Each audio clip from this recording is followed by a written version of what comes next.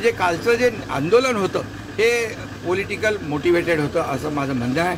कारण इतक्या फटाफट कधी आंदोलन जेव्हा होतं ते स्थानिक लोक असतात, इथं स्थानिक लोक हाताच्या बोटावर मोजण्या इतके होते आणि इतर ठिकाणून गाड्या भरून भरून त्या ठिकाणी आंदोलनकर्ते आले होते आणि मंत्री महोदयांनी समजून त्यांच्या सगळ्या मागण्या ज्या मागण्या होत्या त्या सगळ्या पूर्ण केल्या तरी हटायचं काम नाव घेत नव्हते. याचा अर्थ त्यांना हे बदनाम करायचं होतं सरकारला आणि एवढ्या मोठ्या प्रमाणावर 8-9 तास रेल्वे रोखणं म्हणजे खरं म्हणजे हे देशाचं नुकसान आहे, रेल्वेच्या संपत्तीचं नुकसान आहे.